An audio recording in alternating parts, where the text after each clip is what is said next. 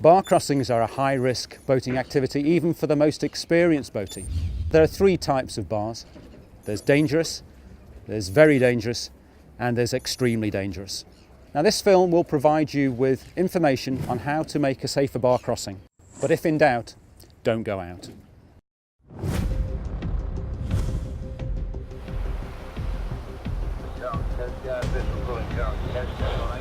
Come again, please.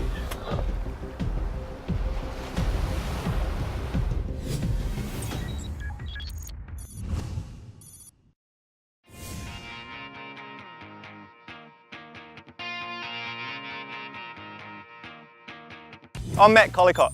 I'm a professional skipper and have been working in and out of harbours all around New Zealand for nearly 20 years. The most important part of a skipper's job is to make decisions that will keep everyone safe.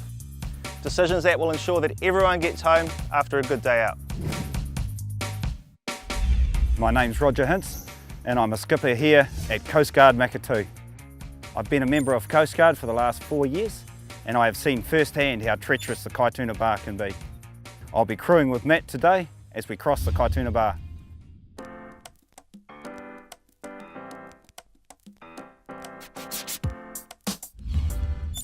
KAITUNA River is located in the Bay of Plenty on the east coast of New Zealand. It is a popular boating destination. The first thing you need to understand is what a bar is and why they can be so dangerous to cross.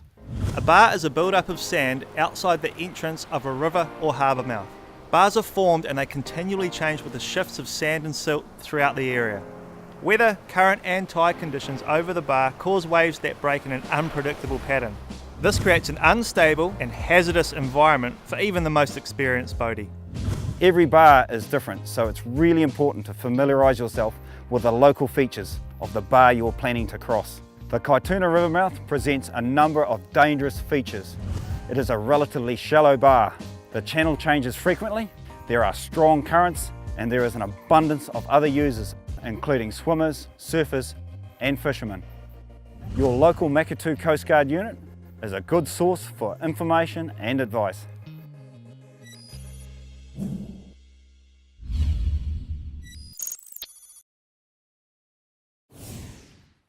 Planning on dry land before you get on the water plays a big part in safety. Preparing to cross the bar always starts at home.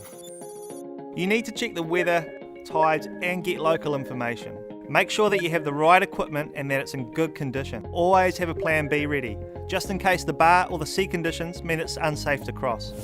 Your plan B could be to go another day, go to a different location, or not go at all. Always check the weather forecast on the day you're planning to head out. There are two key things to look at, wind and swell. This information can be found on a number of websites including Met Service, or you can get up-to-date information from your local Nowcasting VHF channel. Ports of Tauranga have the harbour conditions on their website which provide a good indication of swell, current, tide and wind information. It's important to know when the tide times are, both for heading out and coming back across the bar. Plan a timeline for your trip based on the tide times and remember to always avoid bar crossings at night. When going out, as a general rule, the best time to go is any time within 3 hours before high tide. All other times should be avoided. When planning your return across the bar, as a general rule, up to 3 hours before high tide and 1.5 hours after high tide are optimum. All other times should be avoided. Never cross a bar at low tide. MarineMate is a really good smartphone app for up-to-date tide information.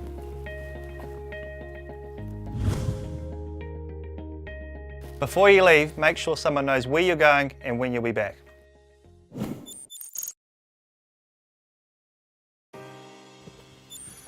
Next, you need to check your boat and equipment. You will need to take with you a life jacket for each person, 2 forms of waterproof communications, GPS and chart, a bucket or a bilge pump for bailing, an appropriate anchoring system, and a backup form of propulsion, for example, oars or a secondary outboard. Remember to secure gear and any loose objects. This ensures that they don't become flying missiles when you're out on the water. After checking your equipment, do a thorough boat check. Check your engine, battery and bilge pump are all working well. Make sure that you have enough fuel. Use the third rule for fuel. Have a third for the trip out, a third for the trip home, and a third spare just in case things don't go to plan.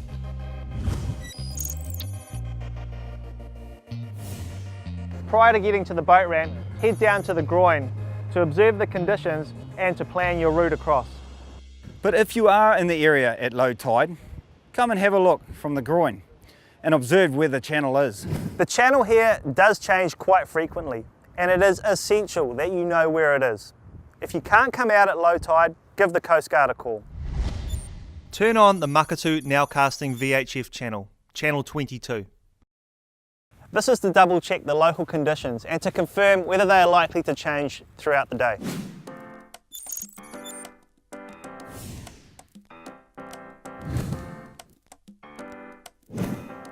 At the boat ramp, check your gear is still secure. Double check you have enough fuel and make sure the breather is open on your tote tank. And of course, don't forget to put your bung in. Go over the safety equipment. Get everyone to put on their life jackets. Inflatable life jackets are great. However, full life jackets are much better for crossing a bar. Making sure somebody on board knows how to use all the safety equipment is great backup, just in case something happens to you as a skipper. It's a really good idea to run your engine for at least 10 minutes prior to getting to the bar. The KAITUNA boat ramp is an ideal place to do this because it takes approximately 10 minutes to get from the boat ramp to your assessment point. Once you're underway, do a trip report with Coast Guard.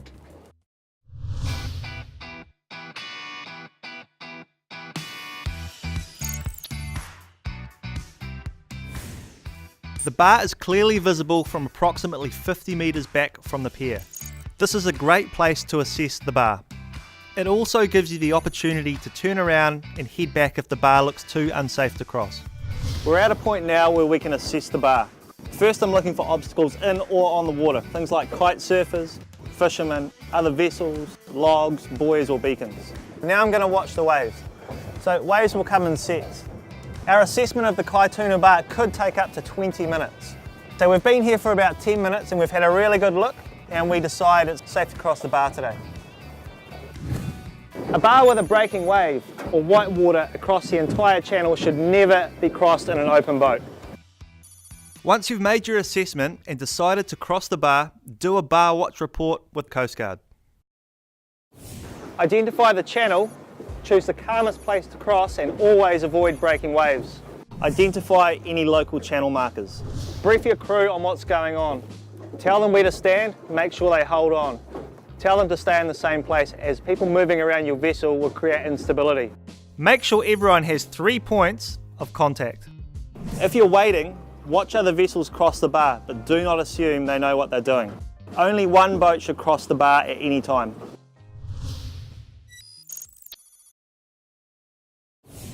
Watch for a lull in the waves. Once you have committed to crossing the bar, you are committed.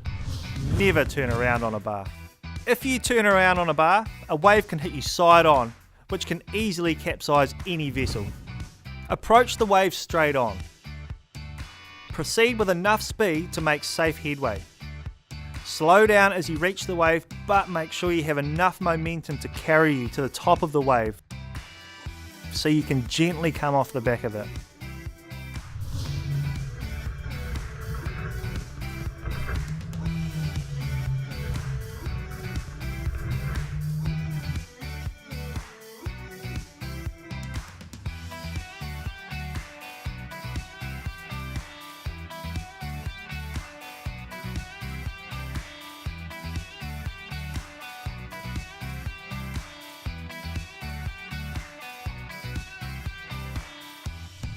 One of the most common mistakes made when crossing the bar is exiting the channel of the bar too soon.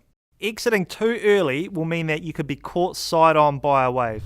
You will know when you have safely crossed the bar because the water will tend to become deeper and calmer. It is a good idea to enter a GPS waypoint here so that you can use this mark as your safe assessment point when returning back across the bar.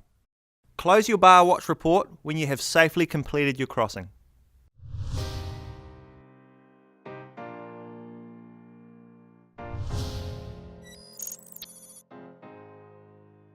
When returning across the bar, go back to that GPS waypoint and watch the bar. Before committing to returning back across the bar, you need to ask yourself, are the conditions safe? Is the tide suitable? If the bar is unsafe to return across, or if you are unsure, wait or use your plan B. A good plan B for KAITUNA is to see how the bar is at Maketu. If not, head up to Tauranga. It's only 30 k's away. Again, secure all loose objects and remind your crew to hold on and stay in the same place while crossing. Assess the waves. Pick a wave to cross the bar. You need to stick with one wave, no fooling around with any other waves. Stay focused on what's ahead. One of your crew can keep a lookout behind to let you know if the wave behind you is catching up with you. If you don't stay with the wave you've chosen, your boat will fall behind, risking the next wave catching up with you and capsizing your vessel. Ensure you proceed straight on at an adequate speed. You will know when you have safely crossed the bar because the water will tend to become calmer. And you are back in safe, calm water.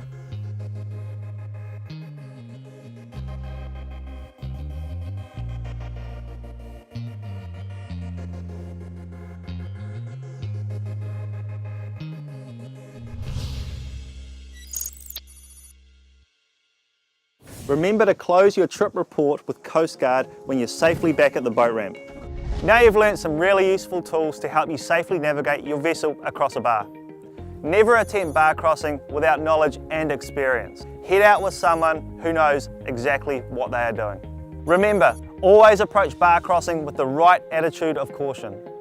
If at any point the conditions or your checklists don't add up, postpone your trip for another time or day, or choose to go boating somewhere else. As the skipper, you are responsible for everyone's safety. You need to make sure you can get everyone home safely after your trip on the water. Respect the bar, and if in doubt, don't go out.